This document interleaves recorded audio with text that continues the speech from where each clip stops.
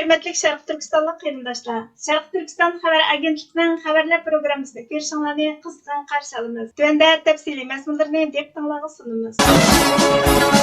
İctimai axbaratda tarqalayotgan xəbərlərdən ma'lumki, Xitoy 15 mart İslam düşmənligiga qarshi turish kunida xuddi islom dinining qo'g'dug'uchisi sifatida maydonga chiqib, dunyoning har qaysi joylarida yuz berayotgan islom düşmənligiga qarshi turadiganlik maydonini bildirib, Sharq Turkistonda yurgizayotgan irqiy qirg'inchilik, mustamlaka qilmishlarini yoshirmoqchi, javobgarlikdan qochmoqchi bo'lgan. 16 mart kuni Sharq Turkiston surgundi hukumati Kultur, Ma'rif, Diniy ishlar ministrligi axborot e'lon qilib, Xitoyning ikkiyuzlamachiligini qattiq ayblab mundaq dedi. Sharq Turkiston surgundi hukumati islom dushmanligi bilan kurash qilish xalqaro kunida Xitoyning ikkiyuzlamachiligini ayblaydi. Sharq Turkiston surgundi hukumati Xitoyning Xinjiang deb mustamlaka nom bergan Sharq Turkistonda yurgizayotgan irqiy qirg'inchiligi, mustamlaka ishg'oliyati, islomga qarshi turish jinoyatini aqlash uchun xalqaro islom dushmanligiga qarshi turish kunini qo'llanishga uringanligini keskin bir til bilan ayblaydi. Beyjingning islom dushmanligining har qanday shakllariga qarshi turish xitobi Xitoy jahongirligi, mustamlaka bo'ysundirishning qonunliq quroli bo'lgan. Amaliyotda din va kultural xilma-xillikni jinoyat deb qabul qilgan Millatlar Ittifoqligini kuchaytirish qonunini e'lon qilishidan bir necha kun keyin maydonga keldi. Bu qonun Uyg'ur, Qozoq, Qirg'iz va boshqa turkiy xalqlarning farqli kulturini yo'qotish orqali majburiy assimilyatsiya qilishni maqsad qiladi. Xitoyning tili, kulturi, ideologiyasi va kimligini zo'rlab tengib, irqiy ayrimchilikning oldini olish, to'xtatishdagi xalqaro o'lchamiga daxl-taruz qiladi. Mayatda bu Millatlar Ittifoqligi qonuni Uyg'ur va boshqa turk musulmon xalqlariga qarata yurgizilayotgan irqiy qirg'inchilik siyosatining qonunlashishi bo'lib, bu siyosatlarni kuchaytirdi. Bir qadam ilgarilgan holda irqiy qirg'inchilik yurgizish g'arazini isbotlaydi. Bir necha 10 yildan beri ateist Xitoy hukumati Sharq Turkistonda islomni tutqun qilib, keng ko'lamda zo'ravonlik bilan kontrol qildi. Minglagan masjid va muqaddas joylar buzib chiqildi. Millionlagan Qur'on va islomiy kitoblar buzg'unchilikqa uchirdi. Kundalik namoz, duo, islomiy yo'sinda kiyinish, Ramazon tutish, islomcha ism qo'yish, hatto assalomu alaykum deb salom qilish, Allohning ismini atash ochiq-oshkora oshqullik va terrorizm jinoyati deb ayblandi. Sharq Turkistonda islom unumli turda cheklandi. Jinoyat deb qaraldi. Millionlagan Uyg'ur, Qozoq, Qirg'iz va boshqa musulmon turkiy xalqlar qalaymaqon tutqun qilinib, turmalarga solindi.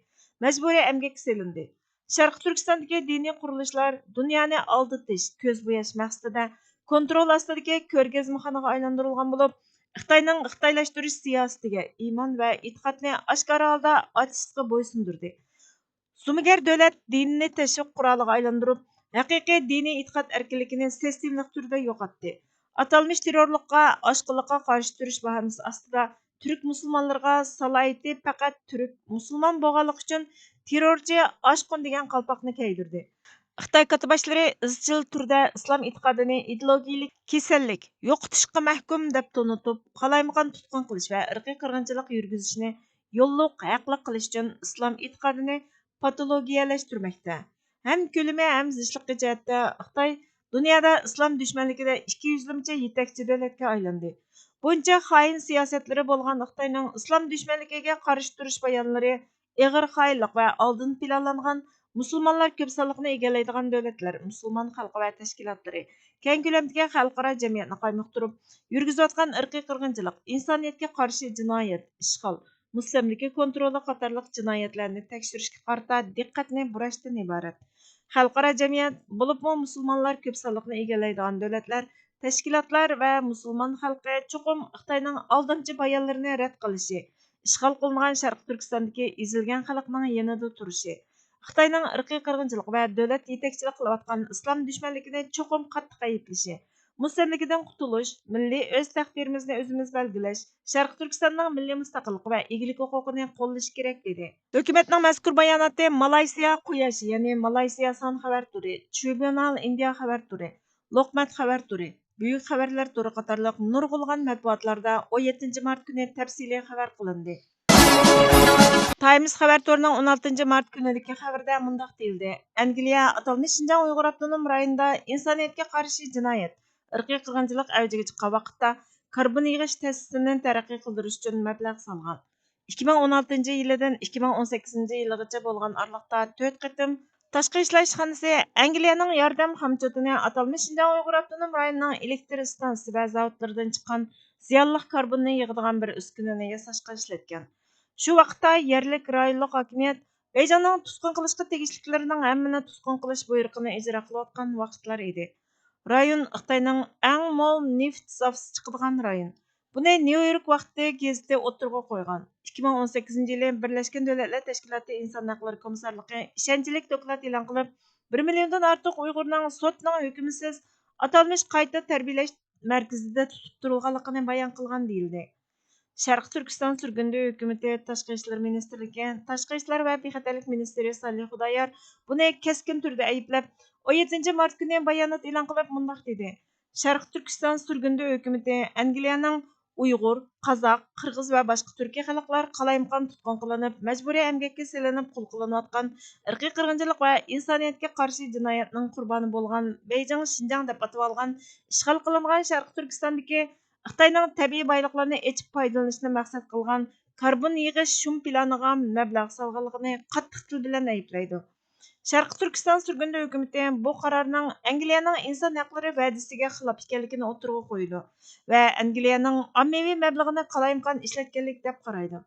Biz Angliya hukumatini munosabatlik barliq hujjatlarni oshkorlashga, Xitoy Xalq Jumhuriyatiga munosabatlik bo'lgan barliq yordam turlarini ko'zdan kechirishga, Xitoyning Sharq Turkistonga bo'lgan mustamlikasini kuchlantiradigan, boyliqlarni o'g'irlashiga qulaylik tug'diradigan har qanday turini qaytarib chiqishga chaqirdi. Angliya Tashqi ishlar ministrligi ishxonasi buni tuzitish uchun cho'qim mos qadam olib, Sharq Turkiston surgundi hukumatining xalqaro jinoiy ishlar sud mahkamasiga sungan arzini qo'llash, mustamlikadan qutulish, Sharq Turkiston xalqining milliy o'z taqdirini o'zi belgilash, Sharq Turkistonning mustaqilligini asliga keltirish kurishini qo'llash orqali adolatni yoqlab, Xitoyning irqiy qirg'inchilik va insoniyatga qarshi jinoyatini surish qilib javobgarlikka tortishni talab qiladi dedi. Türk xabarlari turi Mahmud Qashqarning mashhur asari Turkiy tillar divanini avaylab o'rg'anligini ko'rsatgan. Sharq Turkiston surgundi hukumatining Cumhur raisi doktor Memtimin Ali Efendi 17 mart kuni buningga inkos qaytirib, Türk xalqlarini ogohlantirib mundaq dedi. Mahmud Qashqarning Turkiy tillar divani qomusi Türk tilshunosligi, tarixi, xalq eg'iz adabiyoti, afsonalari, kimligining muhim merosi. Mahmud Qashqari Uyg'ur kulturining simvoli. Milyonlagan Uyg'urlarga o'xshash uning qabrisimu Uyg'ur irqiy qirg'inchiligining qurboniga aylandi. Uydudan tortilgan rasmlar, dokladlar Mahmud Qashqarning haykalining 2018 yilidan 2020 yilgacha bo'lgan araliqda o'rib etilganligini ko'rsatdi. Irqiy qirg'inchilik faqat hozirla emas, tarixdagi nupuzli shaxslar va kelgusidagi avlodlarni nishon qildi. Bu barliq vaqt va makonlarda mukammal bir jinoyat. Xitoy bir haykalni o'rib etishi mumkin, ammo bu kitob orqali ota bobollari va kultural kelish manbasini tushungan har kimning qalbidagi giganit bir aqlni o'chirolmaydi. Bo'lib Uyg'urlarning cho'nqur tarix, ko'zga ko'rinarli fazilat, kuchlik podshohlik va nafs tillardan kelib chiqqan tug'ma g'ururini o'ltirolmaydi. Bu g'urur Turk tillar divanining kirish so'zida mundaq ifodalangan. Men ulug' Allohning Turk yulduz turkumlarida baxt quyoshini tug'dirganligini, jannatning chaqini ularning podshohliklari atrofida aylantirganligini va ularga Turk ismini berganligini kuzatdim. Har qanday aqlli inson ularga bog'lanishi va o'qlaridan qo'g'lanishi lozim dedi. Tang atmasmı? Hammaga otdi tang, bizlarga atmas ushbu tunlarda. Kun nuri yo'qolgandir ko'zimdan ushbu kunlarda. Sıkıldım hem boğuldum, çıkmadı canım aziz senden. Kulağımga sada geldi, ayrılmayman men senden. Tenim yurttur, canım eldur, akar sular göz yeşi. Ağa ini qerindaştur, gam günlerde muğdişi. Ulug' erler pida qilgan bu tuproqqa aziz yaşı. Qizil qonga bo'yalgandir bu tog'larning qora toshi. Bu tuproqni sug'organdir shahidlarning aziz qoni. O'lib ketguncha bermaydi tenida bo'lsala joni. Vatan ko'ngildir ulus bulbul qo'nib o'ynamoqda har shoxda. Chug'undaklar uchib ketsa, kulib sayraydi shu chog'da. Umidsiz bo'lma ey xalq, qara baxting echilmasmi? Qara tunlar ketib boshdan, quyosh nuri chechilmasmi? Çalışmaq birla tapqaysan muradingni aziz millat. Çalışqanға ko'rarsan ey azizlar, obro'y izzat. Abduri Asadullah Shayxzoda. Manba Erk gazeti 1947 yili 26 noyabr 107 son. Uyg'urchaga og'dirg'uchi Borxon Muhammad. Bizga vaqt ayirganinglar uchun ko'pdan ko'p rahmat. Kelar qatimqi programmamizda ko'rishguncha Allohga omonat bo'lgaysizlar.